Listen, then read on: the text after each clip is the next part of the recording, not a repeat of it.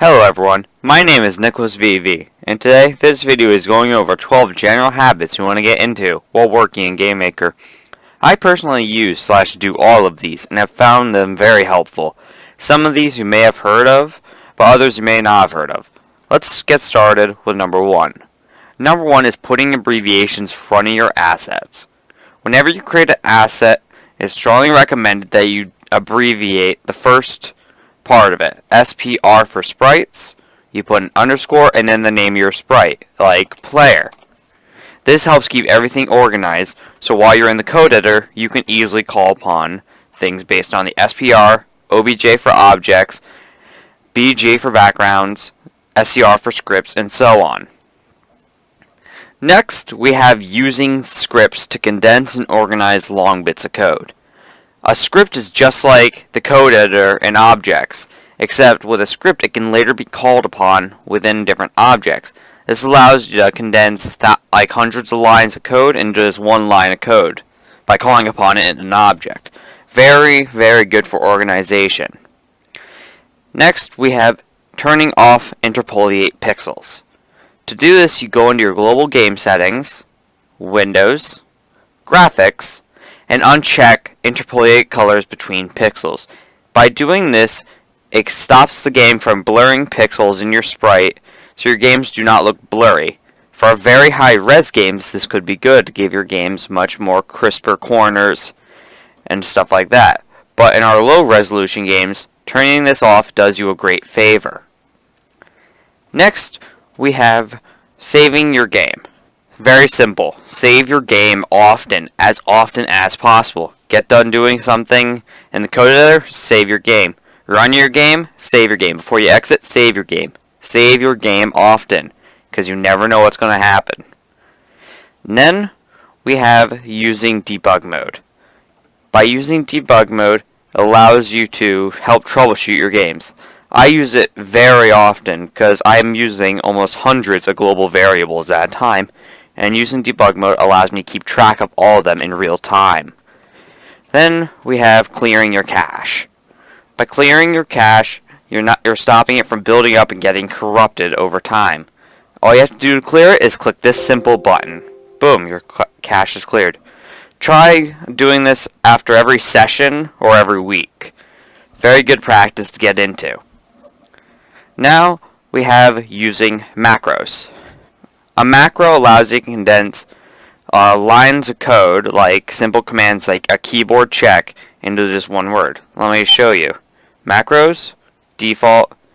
As you can see, I turned J key into keyboard check VK space.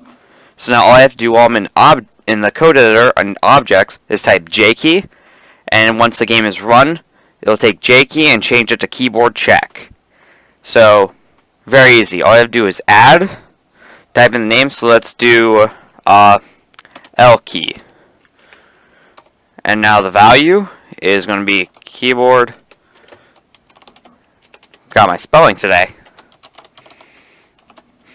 VK underscore left. And see what I mean? And you can create almost an infinite amount of macros. Macro values never change. So it's not recommended for stuff like health and score. Next, we have using GML instead of drag and drop.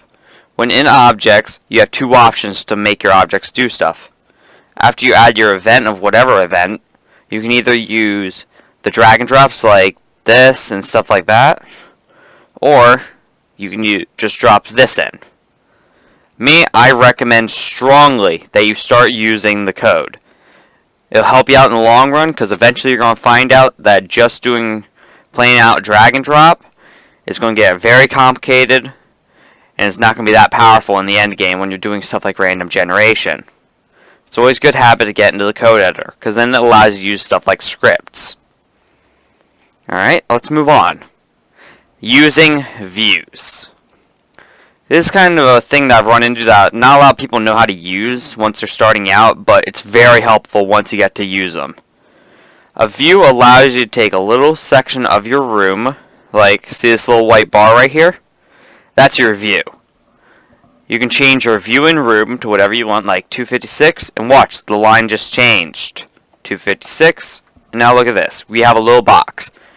This box is where your character is going to see. Anything in this little box is going to be popping up on your screen, the port on screen. You want to keep this in ratios of these, just so everything looks nice and even. You choose the object they follow, like your player, and now as your player moves, the view will move with it. This is very helpful in a lot of games. So the sooner you get to know how to use it, the better. Now we have using groups.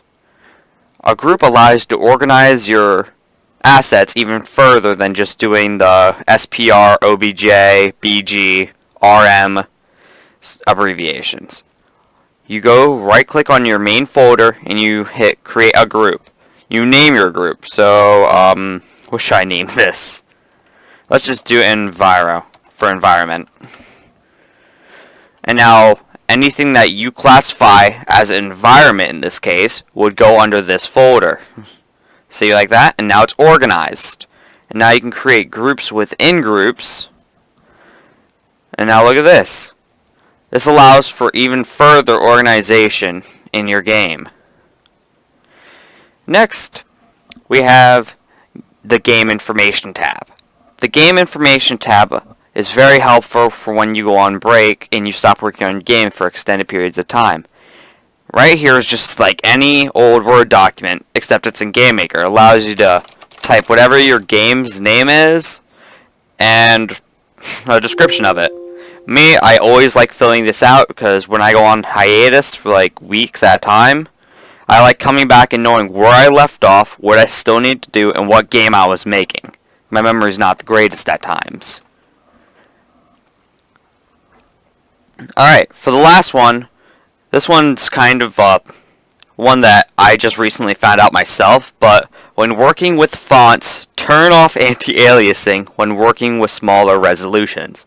So let's create a font real quick. Now your normal fonts have anti-aliasing, which means they blur the pixels. So say you're using a very low res game like in the room example 1024 by 768. You want to turn off anti-aliasing because otherwise, when you get in your game, your pixels are going to be very blurry and it's going to look very bad. By turning off anti-aliasing, it makes everything look nice and crisp. Now for high-res games, you want anti-aliasing on.